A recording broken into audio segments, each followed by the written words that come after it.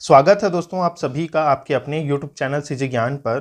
दोस्तों आज के इस वीडियो में हम संविधान से संबंधित प्रश्न देखेंगे और इसका जो टॉपिक होगा वो होगा संविधान की प्रस्तावना, जो कि मोस्ट इम्पॉर्टेंट है आपके सभी प्रकार के एग्जाम के लिए।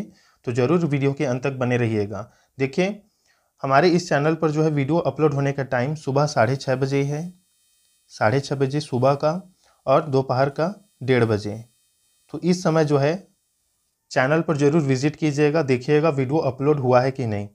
तो सुबह 6:30 बजे और दोपहर 1:30 बजे हमारे चैनल पर जो है वीडियो अपलोड होगा। तो इस समय ज़रूर विजिट कीजिएगा, और आपको जो है नोटिफिकेशन नहीं मिलता है तो चैनल पर जाएंगे तभी आपको जो है वीडियो मिल जाएगा। प्लेलिस्ट सभी का बना हुआ है, ज़रूर देखिएगा एक बार। चलिए स्टार्ट करते हैं। पहला प्रश्न देखिए, भारतीय संविधान के किस भाग को उसकी आत्मा की आख्या प्रदान की गई है, मतलब आत्मा कहा गया है? प्रस्तावना को, मौलिक अधिकार को, राज्य के नीति निर्देशक तत्व को, या संविधान के सभी अनुच्छेद को? बताइए दोस्तों, भारतीय संविधान के किस भाग को उसकी आत्मा कहा गया है? राइट आंसर हो जाएगा प्रस्तावना को। ऑप्शन ए जो है राइट आंसर रहेगा। ये मोस्ट इंपॉर्टेंट प्रश्न है। दूसरा प्रश्न देखिए, संविधान निर्माताओं ने किस पर विशेष ध्यान दिया था? प्रस्तावना पर, मूल कर्तव्य पर, मौलिक अधिकार पर, या नीति निर्देशक तत्व पर? संविधान निर्माताओं ने किस पर विशेष ध्यान दिया है या दिया था? तो इसका भी राइट आंसर हो जाएगा प्रस्तावना। जो प्रस्तावना है हमारे संविधान के, उस पर जो है विशेष ध्यान दिया गया है। अगला प्रश्न देखते हैं। तीसरा प्रश्न देखिए, भारत में जनप्रिय संप्रभुता है क्योंकि भारत के संविधान की प्रस्तावना शुरू होती है इन शब्दों से: लोकतंत्रवादी भारत, लोक गणराज्य, लोक प्रभुसत्ता, हम भारत के लोग। बताइए दोस्तों, प्रस्तावना किन शब्दों से शुरू होती है? चारों ऑप्शन में से मोस्ट इंपॉर्टेंट है ये प्रश्न। तो देखिए ये शुरू होता है दोस्तों ऑप्शन डी, हम भारत के लोग से। याद रखिएगा, इंपॉर्टेंट है। और ज़्यादा से ज़्यादा दोस्तों वीडियो को शेयर कीजिए जो भी प्री बीएड प्री डीएड की तैयारी कर रहे हैं उनके पास, ताकि सभी लोगों के पास जो है वीडियो पहुंच सके और सभी तैयारी कर पाएँ। भारत को गणतंत्र क्यों कहा जाता है दोस्तों? बताइए, भारत को गणतंत्र क्यों कहा जाता है? इसकी विधानमंडलों की अधिकतम संख्या जनता द्वारा प्रत्यक्ष चुनी जाती है, इसलिए यह राज्यों का एक संघ है। भारतीय नागरिक मूलभूत अधिकारों का उपयोग करती है। यहाँ राज्य का प्रमुख निर्धारित अवधि के लिए निर्वाचित होता है। बताइए, भारत को गणतंत्र क्यों कहा जाता है? तो गणतंत्र इसलिए कहा जाता है दोस्तों क्योंकि यहाँ राज्य का प्रमुख निर्धारित अवधि के लिए निर्वाचित होता है। राज्य का प्रमुख निर्धारित अवधि के लिए निर्वाचित होता है। ऑप्शन डी जो है सही उत्तर हो जाएगा। पांचवा प्रश्न देखिए, भारत है एक धर्मनिरपेक्ष राष्ट्र, हिंदू राष्ट्र, हिंदू मुस्लिम राष्ट्र, या इनमें से कोई नहीं? तो देखिए भारत एक धर्मनिरपेक्ष राष्ट्र है। ऑप्शन ए जो है राइट आंसर हो जाएगा। छठवां प्रश्न देखिए, धर्म निरपेक्षता का अर्थ क्या है? राज्य सरकार सभी धर्म के खिलाफ होगा, राज्य सरकार द्वारा एक धर्म को स्वीकार जाएगा, राज्य सरकार द्वारा किसी धर्म को स्वीकार नहीं करना, उपरोक्त में से कोई नहीं? बताइए दोस्तों। तो देखिए इसका राइट आंसर हो जाएगा ऑप्शन सी, राज्य सरकार द्वारा किसी धर्म को स्वीकार नहीं करना। मतलब कोई राज्य ये नहीं कह सकता कि हम ये धर्म को स्वीकार करते हैं और इस धर्म का जो है हम स्वीकार नहीं करते। इस प्रकार से नहीं है, धर्मनिरपेक्ष है, सभी धर्म के लोग निवास कर सकते हैं। ऑप्शन सी जो है सही उत्तर रहेगा। सातवां प्रश्न देखिए, भारत एक धर्मनिरपेक्ष राज्य है, इसका मतलब है कि भारतीय राज्य। तो इसका मतलब क्या होगा दोस्तों? इसका मतलब होगा कि किसी निश्चित धर्म का भारतीय राज्य समर्थन नहीं करता है। याद रखिएगा, किसी भी धर्म का समर्थन जो राज्य है वो नहीं करता है। ऑप्शन डी सही उत्तर हो जाएगा। आठवां प्रश्न, गणतंत्र होता है केवल एक लोकतांत्रिक राज्य, अध्यक्षीय पद्धति शासन वाला राज्य, संसदीय पद्धति शासन वाला राज्य, या राज्य जहां पर अध्यक्ष वंशानुगत रूप से न हो? गणतंत्र होता है, तो देखिए गणतंत्र होता है दोस्तों राज्य जहां पर अध्यक्ष वंशानुगत रूप से न हो। ऑप्शन डी जो है सही उत्तर हो जाएगा। इसी का मतलब है गणतंत्र जहां मतलब राज्य जहाँ पर अध्यक्ष वंशानुगत रूप से ना हो। देखिए दोस्तों, इससे पहले वाले वीडियो जो है अगर आपने नहीं देखा होगा तो उसे जाकर जरूर देखिएगा। हम जो है यूट्यूब के थंबनेल में क्लास नंबर लिख देते हैं कि जीके का क्लास इतना है, शिक्षण अभिरुचि का इतना है, सभी का जो है क्लास जो है टॉपिक वाइज चल रहा है, तो उसे ज़रूर देख लीजिएगा। क्योंकि आप जो है कई बार होता है कि नोटिफिकेशन नहीं पहुंचता है और आप वीडियो नहीं देख पाते, इसलिए वीडियो आपसे छूट जाता है। तो सभी वीडियो को चैनल पर जाकर देख लीजिएगा लाइन से। देखिए 9वां प्रश्न है, निम्नलिखित में से वे दो शब्द कौन से हैं जिनका समावेशन 42वें संशोधन द्वारा संविधान की उद्देशिका में किया गया था? बताइए कौन सा रहेगा राइट आंसर। तो देखिए इसका राइट आंसर हो जाएगा ऑप्शन सी, समाजवादी और धर्मनिरपेक्ष। इनका समावेशन 42वें संशोधन द्वारा उद्देशिका में किया गया था। ऑप्शन सी सही उत्तर रहेगा, इसे जरूर नोट करके रखिएगा, समाजवादी और धर्मनिरपेक्ष। देखिए दोस्तों अगला प्रश्न है 10वां नंबर, भारतीय संविधान की प्रस्तावना में भारत को किस रूप में घोषित किया गया है? एक सार्वभौम प्रजातांत्रिक गणतंत्र के रूप में, समाजवादी प्रजातांत्रिक गणतंत्र के रूप में, संप्रभुत्व समाजवादी धर्मनिरपेक्ष प्रजातांत्रिक गणराज्य के रूप में, या इनमें से कोई नहीं? बताइए दोस्तों, भारतीय संविधान की प्रस्तावना में भारत को किस रूप में संबोधित या घोषित किया गया है? राइट आंसर हो जाएगा दोस्तों ऑप्शन सी, एक संप्रभुत्व समाजवादी धर्मनिरपेक्ष प्रजातांत्रिक गणराज्य जो है भारत को कहा गया है, और ये मोस्ट इंपॉर्टेंट प्रश्न है। 11वां प्रश्न देखिए, भारत एक गणतंत्र है, इसका अर्थ क्या है? तो देखिए इसका राइट आंसर आप सभी साथी कमेंट कर दीजिएगा। भारत एक गणतंत्र राज्य है या गणतंत्र राष्ट्र है, तो इसका अर्थ क्या है दोस्तों? 11वां का जो है राइट आंसर आप कमेंट कर दीजिएगा।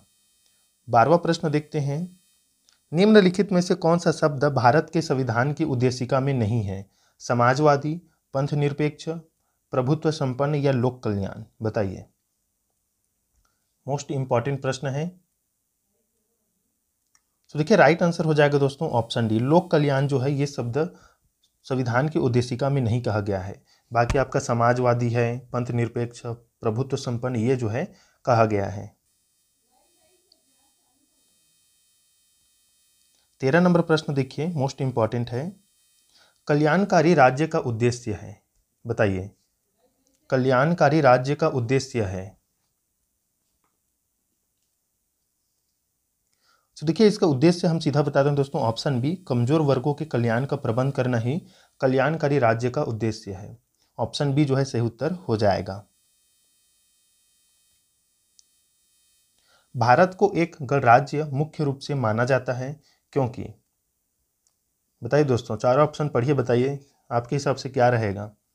भारत को एक गणराज्य मुख्य रूप से माना जाता है, क्यों?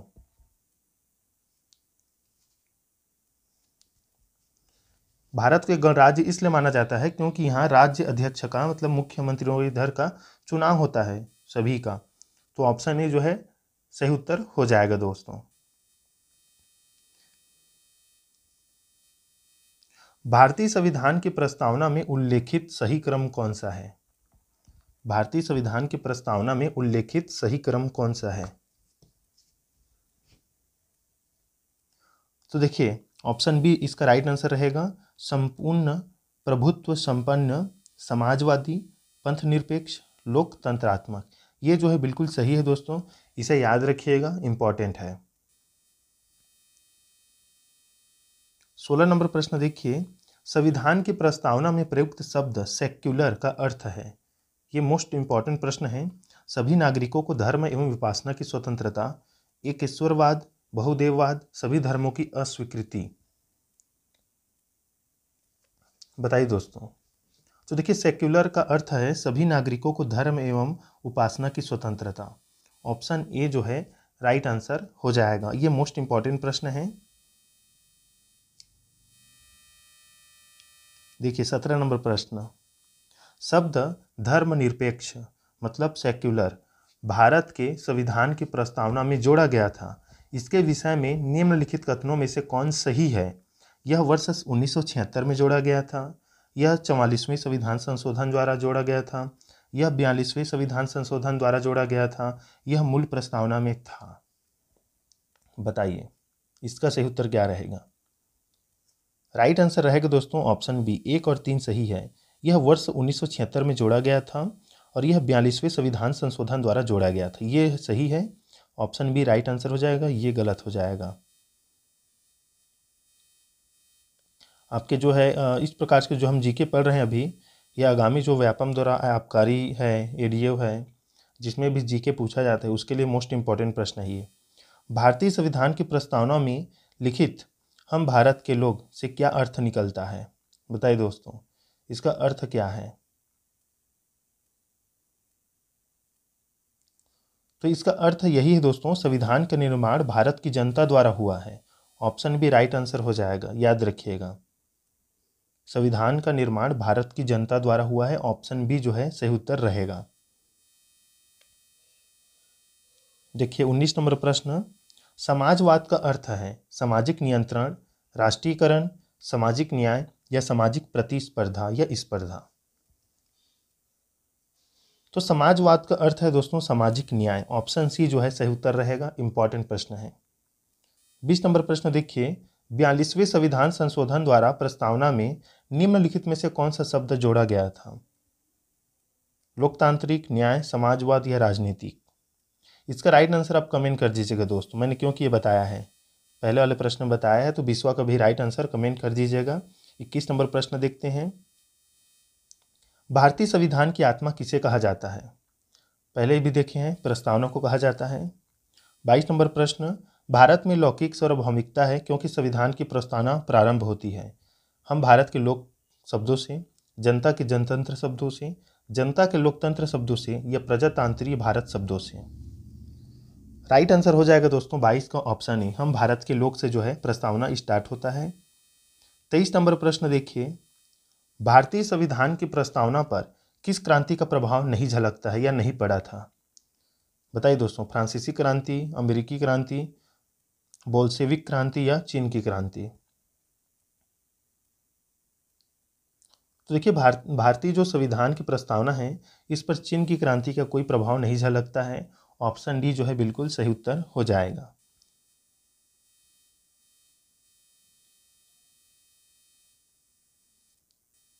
मूल भारतीय संविधान के अनुसार भारत एक है। बताइए दोस्तों, भारत क्या है? ऑप्शन सी सही उत्तर रहेगा कि ऑप्शन ए रहेगा? बताइए, मूल भारतीय संविधान के अनुसार भारत क्या है? देखिए, मूल भारतीय संविधान के अनुसार भारत प्रभुत्व संपन्न लोकतंत्रात्मक गणराज्य है दोस्तों। लेकिन जब 42वें संविधान संशोधन हुआ तो उसमें जो है आपका धर्मनिरपेक्ष को, समाजवाद को, ये सभी को जोड़ दिया गया था। तो लेकिन मूल भारतीय संविधान में केवल इतना है, संप्रभुत्व लोकतंत्रात्मक गणराज्य। ऑप्शन ए इसमें राइट आंसर रहेगा क्योंकि मूल संविधान के बारे में पूछा गया था।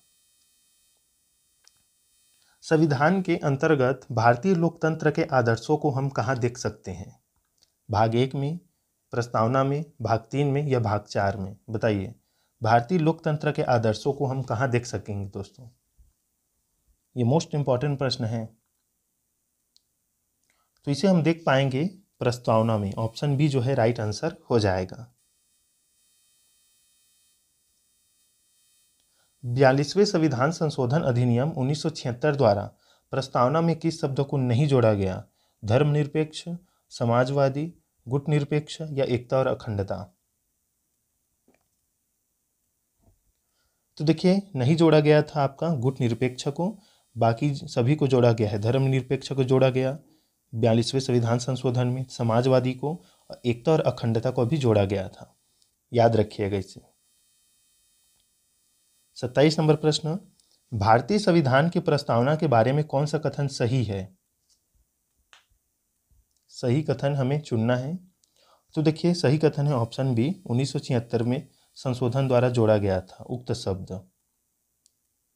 उक्त शब्द कहने का मतलब है आपका धर्मनिरपेक्ष, समाजवादी, ये जो है एकता और अखंडता, इसको 1976 में 42वें संविधान संशोधन द्वारा। भारतीय संविधान ने किस प्रकार के लोकतंत्र को अपनाया है? संवैधानिक राजतंत्र, वंशानुगत लोकतंत्र, लोकतांत्रिक राजतंत्र या लोकतांत्रिक गणतंत्र। मोस्ट इंपॉर्टेंट प्रश्न है ये। भारतीय संविधान ने किस प्रकार के लोकतंत्र को अपनाया है? राइट आंसर हो जाएगा लोकतांत्रिक गणतंत्र। भारतीय संविधान की प्रस्तावना में वर्णित लोकतंत्र को किस रूप में स्वीकारा गया है? बताइए। तो देखिए, इसे राजनीतिक राजतंत्र, आर्थिक लोकतंत्र और सामाजिक राजतंत्र के रूप में स्वीकारा गया है दोस्तों। भारतीय संविधान की प्रस्तावना में वर्णित लोकतंत्र को, तो ऑप्शन डी जो है सही उत्तर हो जाएगा। 30 नंबर प्रश्न, भारतीय संविधान की प्रस्तावना के अनुसार भारत के शासन की सर्वोच्च सत्ता किसमें निहित है? जनता, मतदाता, राष्ट्रपति या संसद? तो देखिए, प्रस्तावना के अनुसार जो है सर्वोच्च सत्ता जो है जनता में निहित है, याद रखिएगा। ऑप्शन ए सही उत्तर रहेगा। 31 नंबर प्रश्न, भारत की संप्रभुता, एकता तथा अखंडता को अक्षुण्ण बनाए रखने तथा उसकी रक्षा करने का प्रावधान किया गया है। प्रस्तावना में, मूल अधिकार में, नीति निर्देशक सिद्धांत में या मूल कर्तव्य में? राइट आंसर हो जाएगा दोस्तों ऑप्शन ए प्रस्तावना में। याद रखिएगा, प्रस्तावना में जो है ये अखंडता, एकता, संप्रभुता को बनाए रखने को रखा गया है। वीडियो का लास्ट प्रश्न देख लेते हैं। भारतीय संविधान की प्रस्तावना में जिन आदर्शों एवं उद्देश्यों की रूपरेखा दी गई है उनकी आगे व्याख्या की गई है। तो देखिए, मूल अधिकार, राज्य के नीति निर्देशक सिद्धांत एवं मूल कर्तव्यों में जो है आदर्शों उद्देश्यों की व्याख्या या रूपरेखा दी गई है। मूल अधिकार में, राज्य के नीति निर्देशक सिद्धांत में, मूल कर्तव्य में। ऑप्शन सी दोस्तों राइट आंसर हो जाएगा। तो दोस्तों ये था 32 इंपॉर्टेंट प्रश्न आपके संविधान की प्रस्तावना से। और याद रखिएगा दोस्तों, ये सभी प्रश्न इंपॉर्टेंट है आगामी आपके सभी एग्जाम के लिए। अभी तैयारी कर रहे हैं, बाद में आपको फ़ायदा ही मिलेगा। इंट्रेंस एग्जाम में प्रश्न आए या ना आए ये तो हम कह नहीं सकते, क्योंकि हर बार जो है सामान्य ज्ञान का प्रश्न कभी कभी बहुत आसान होता है, कभी डिफ़िकल्ट होता है, लेकिन इतना पता है कि संविधान से प्रश्न बनता है, 3-4 प्रश्न पूछ लिया जाता है। तो आपको ये जो है पढ़ना बहुत ज़रूरी है, साथ ही आगामी एग्ज़ाम के लिए इम्पॉर्टेंट है। और चैनल को ज़रूर सब्सक्राइब कर दीजिएगा। जो टाइमिंग है याद रखिएगा, सुबह 6:30 बजे और दोपहर 1:30 बजे जो है वीडियो आपको चैनल पर मिलेगा। तो उस समय जो है ज़रूर देख लीजिएगा एक बार चैनल पर आकर। मिलते हैं नेक्स्ट वीडियो में, तब तक के लिए दोस्तों धन्यवाद।